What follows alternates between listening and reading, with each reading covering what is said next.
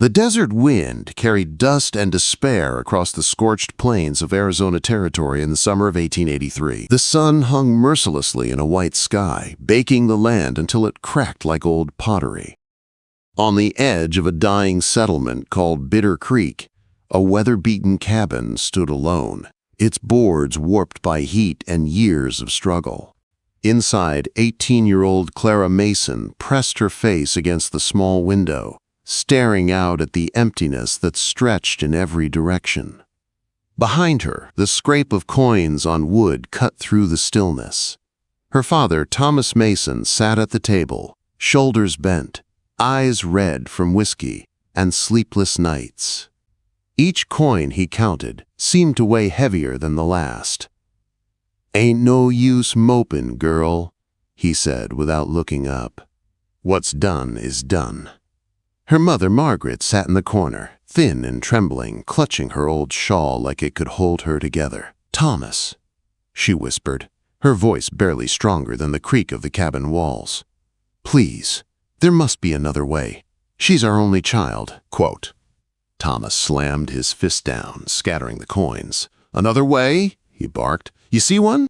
The crops are dead, the cattle half-starved, and the bank's ready to take the roof over our heads. Winter's coming, Margaret. Starving won't save her any better than this." Clara turned from the window, her heart thudded in her chest.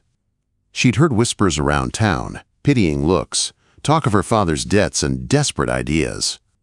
"What are you planning, Pa?" she asked, though dread already coiled in her stomach. Thomas avoided her eyes. "Man came by yesterday. Apache, lives alone up in the Dragoon Mountains. He's got horses, strong ones." Clara's breath caught. "Indians don't trade horses for nothing?" "No," Thomas said, meeting her gaze for the first time. "They don't." Silence filled the room like smoke. Margaret began to cry quietly. Clara's lips parted, but no words came. When they finally did, they came out as a whisper. "You wouldn't. You couldn't." "It's done," Thomas said flatly. "He'll be here before sundown." The words hit harder than any blow. Clara stumbled backward, gripping the window frame to steady herself. "I'm your daughter," she said, her voice shaking. "How could you even think?" "You're 18, he interrupted, his tone hard as stone. "Old enough to be married off. At least this way we get something out of it. That horse could mean the difference between living and dying." "A horse?" she said numbly. "You're trading me for a horse?" Her mother lifted her tear-streaked face. He said the Apache spoke some English. Said he'd treat you proper." "Proper?" Clara laughed, a bitter sound. "Living with a savage in the mountains? That's proper?" "Watch your tongue," Thomas snapped. "You'll go willing, or I'll tie you to that horse myself." Clara looked at her mother, praying for help, for love strong enough to stop this madness. But Margaret only wept harder, too broken to fight. The sun began to sink, painting the sky in shades of fire and blood. Hoofbeats echoed through the valley. Clara ran to the window and saw him. A lone rider leading another horse. The Apache sat straight and tall, his black hair tied back, his face shadowed by a wide-brimmed hat. He looked neither cruel nor kind, only calm, as if the harsh land itself had shaped him. Thomas stepped outside. Clara watched from behind the curtain as the two men spoke quietly. The Apache's expression didn't change, but his eyes flicked toward the cabin, sharp and dark, as though he could already see her hiding there. "Clara," her mother whispered, pressing something small into her hand. Clara opened her palm to find her mother's wedding ring, thin and worn. "Take this," Margaret said. "Maybe someday, maybe you can trade it for food or for a way home." "Ma." "Hush! Be strong, Clara." The door creaked open. Thomas stood in the doorway, the dying light behind him. "Come on out, girl. Time to go." Clara's legs felt heavy as iron. Somehow, she walked past her mother's shaking hands, out into the blazing sunset. The Apache waited beside his horses, still and silent.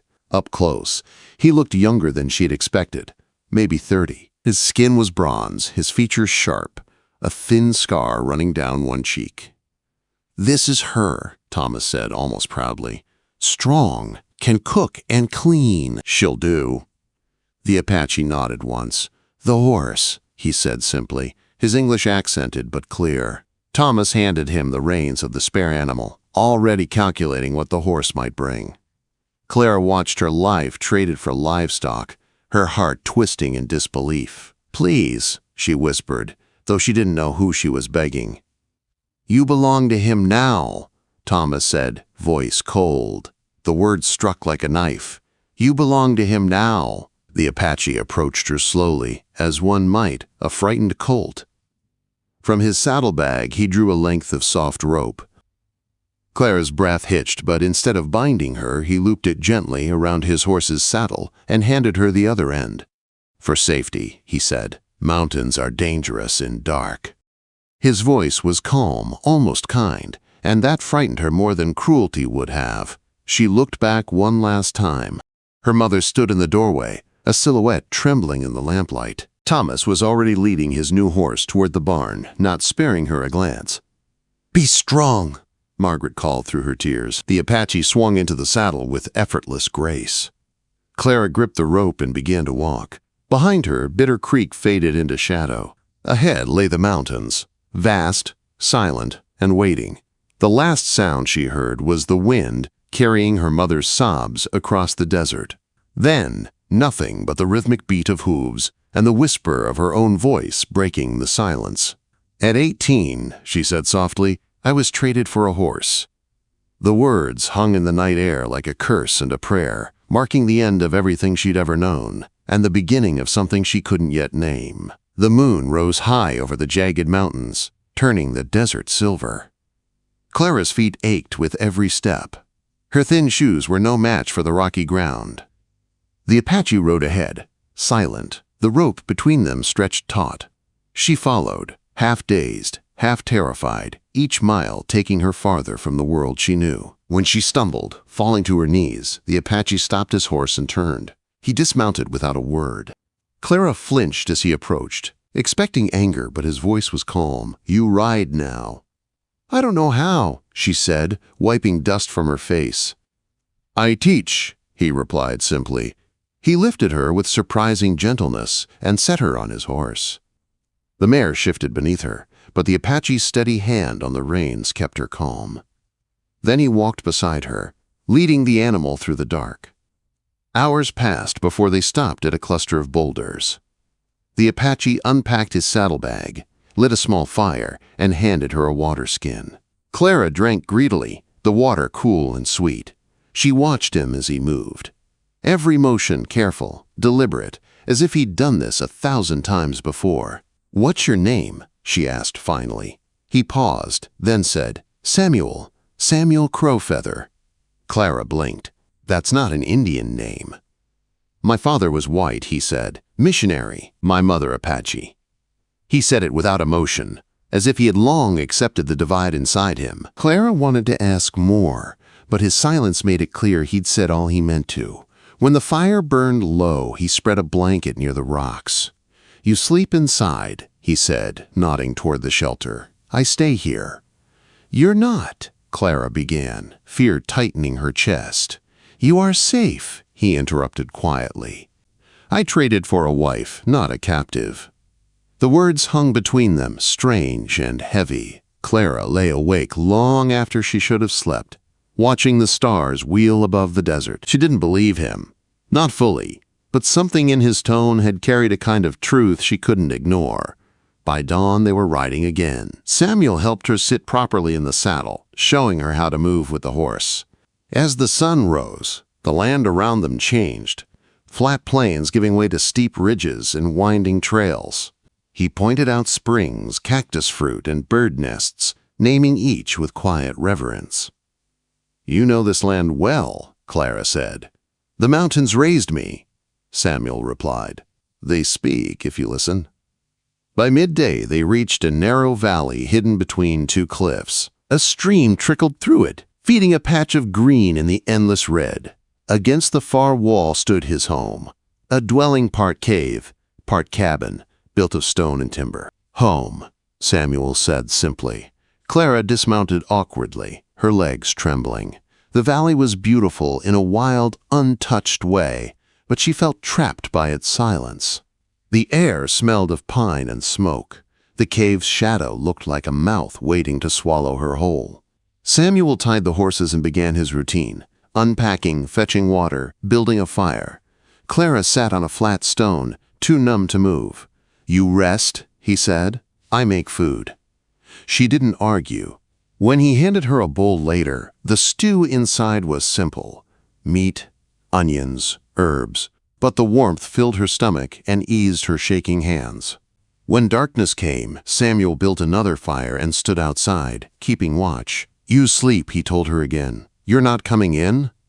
"Not until you ask," he said. The quiet confidence in his voice unsettled her more than any threat could have. Clara lay on the furs inside, staring at the flicker of firelight on the stone walls. For the first time in days, she slept without dreaming of her father's face. Days turned into weeks. Life in the mountains was harder than anything Clara had ever known. Every task demanded strength she didn't have: hauling water from the stream, gathering wood, cooking over open flame. Her hands blistered, her back ached, and many nights she cried in frustration. Samuel never mocked her. He watched quietly, stepping in only when she was close to hurting herself. "Why won't you just tell me how?" she snapped once, angry after burning their meal. "Telling is not learning," he said calmly. "You find your own way." "My way is back home," she muttered bitterly. "That home sold you for a horse," Samuel reminded her. The truth cut deeper than her blisters. That night, while Samuel slept outside, Clara tried to run. She slipped into the darkness with her mother's ring tied around her neck and the rope she'd hidden from his saddle. But the desert was merciless. Every shadow looked like danger, every sound like pursuit. By the time Samuel's hand caught her shoulder, she was shaking with exhaustion. "Foolish," he said quietly. "You would die before sunrise." "Maybe that's better," she said, tears streaking her dusty face. "Better than living like this." He didn't answer. He just led her back in silence. She expected anger, punishment, but he only said, "Sleep." When she woke, a pair of new moccasins waited by her bed, along with a soft doeskin skirt and a cotton blouse. Her old dress was torn and filthy. Pride fought with practicality, and practicality won. The clothes fit well. When she stepped outside, Samuel looked up from the fire. His expression didn't change, but he gave a single approving nod. That day, everything shifted. Instead of leaving her to struggle, he began to teach. How to start a fire without matches. How to grind corn. How to weave willow baskets tight enough to hold water.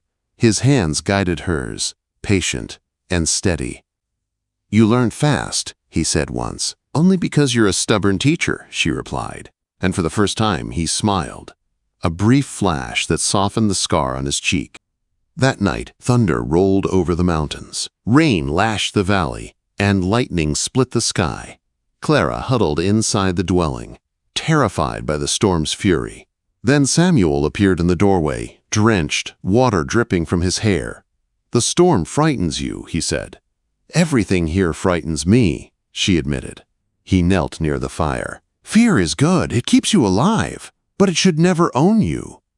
The words stayed with her long after the rain stopped.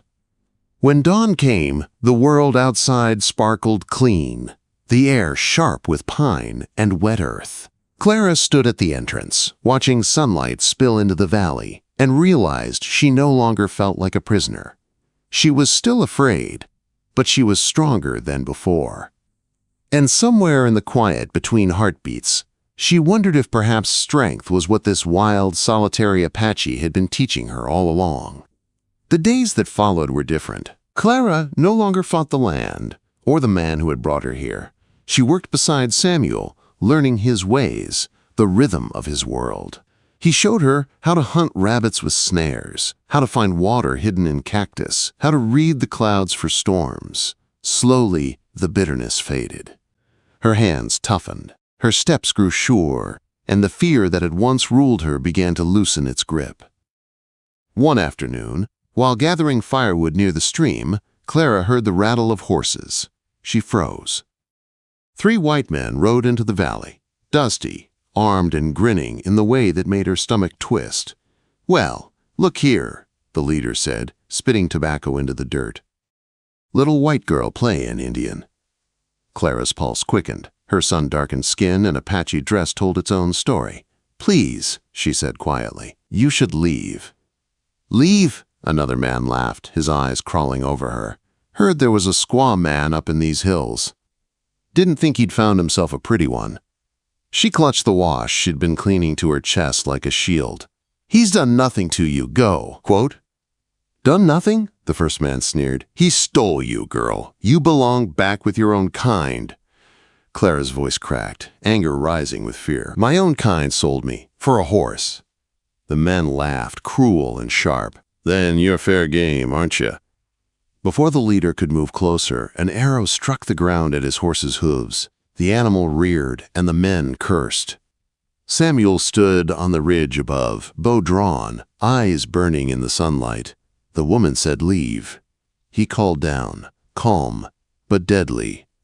The leader glared up at him. "You threatening white men, boy?" "I protect what is mine," Samuel said, as any man would. The standoff stretched like a pulled wire. Then, with a hiss of breath, the leader spat into the dirt. "This ain't over. You'll see soldiers soon enough. They'll hang you and take her back where she belongs." They turned their horses and rode off, their laughter fading into the wind. Clara sank to her knees, shaking. Samuel was beside her in moments, his hands gentle. "Did they hurt you?" She shook her head. "No, but they'll come back." Quote. He nodded once. "Maybe. We prepare." That night, Clara couldn't eat. The men's words echoed in her head. Traitor, savage, stolen. She looked at Samuel across the fire and felt the old fear creeping back. "You think what they think," Samuel said quietly, reading her thoughts. "No," she said quickly, ashamed. It's hard to forget what I was taught." He looked into the flames. "Words can kill same as bullets. That's why I live here." Far from their words. The sadness in his voice silenced her. She realized how lonely he must have been all these years, half Apache, half white, belonging nowhere. The next morning, he woke her before dawn. "We train," he said simply. He taught her how to shoot his bow, how to move quietly, how to disappear among rocks and trees. At first, she resisted, clumsy and unsure, but Samuel was patient. Day after day, her aim grew steady. She learned to listen to the land like he did, to sense danger before it showed itself. One afternoon, while gathering food, Clara lost her balance on a steep slope. She cried out, expecting to hit stone, but strong arms caught her. Samuel held her close, his heartbeat pounding against hers. For a moment, neither moved. "Be careful," he murmured. "I cannot always catch you." When he set her down, her hands lingered on his arms. Something unspoken passed between them, something that had been growing quietly since the night of the storm. That evening, they sat by the fire in silence. Clara stitched a tear in her moccasin, her fingers trembling. Samuel reached over, guiding her hands with his. "Like this," he said softly. His touch sent warmth through her. She looked up, meeting his eyes. "You could have left me in the desert," she said. "You were not meant to die," he replied. "The mountains brought you here for a reason." "And what reason is that?" He held her gaze. "Maybe to remind me I am not alone." The firelight flickered between them. For the first time, Clara didn't look away. That night, as the valley fell silent, she found herself unable to sleep. She stepped outside, drawn by the glow of the dying fire. Samuel sat there, keeping watch as always. "Can't sleep?" he asked. Clara shook her head. "Too many thoughts." They sat side by side, the night air cool and clean. After a long silence, Clara whispered, "I'm not sorry." Samuel turned to her, his brow furrowed. "For what?" "For being here," she said. "For you finding me." He reached out, touching her cheek as if afraid she might vanish. "Clara," he said quietly, "you honor me." Her breath caught as he leaned closer. Their first kiss was hesitant, gentle, unsure, but it carried every word they hadn't said since that night she'd been traded away. When they parted, Samuel's voice was rough. "You sure?" Quote. Clara nodded. "Yes." The walls she had built around her heart finally crumbled. The man who'd bought her for a horse now held her like something sacred. That night, for the first time, she stopped feeling sold and started feeling chosen. They faced hardships after that. White men came again, bounty hunters and soldiers. But by then, Clara had changed. She fought beside Samuel, her rifle steady, her courage born from love and survival. Together they fled across the mountains, chased by hatred but carried by hope. Months later, under a sky filled with stars, Clara held a newborn baby girl in her arms. Samuel named her Sarah White Feather for both her bloods, Apache and White. The old Apache woman who helped with the birth called the child Morning Star Between Worlds. As Clara watched her daughter's tiny hands grasp at the air, she whispered to Samuel, "Do you think she'll ever belong anywhere?" Samuel smiled faintly. "She will belong where we make a home, between two worlds but owned by none." Clara nodded. The desert wind blew softly through the canyon, carrying the scent of sage and rain. She remembered the day she'd been traded, her father's voice, her mother's tears. It felt like another lifetime. The frightened girl from Bitter Creek was gone. In her place stood a woman forged by fire, love, and the wild freedom of the frontier. "At 18, she whispered, looking at her husband and their child, "I was traded to a solitary Apache for a horse." She smiled through her tears, "But in his arms I found my life." The mountains stood silent around them, eternal witnesses to a love born of pain, courage, and choice. And as the sun rose over the wild land that had remade her, Clara Mason, once a girl sold for survival, became something far greater, a woman who had chosen her own destiny, a wife, a mother, and at last, free.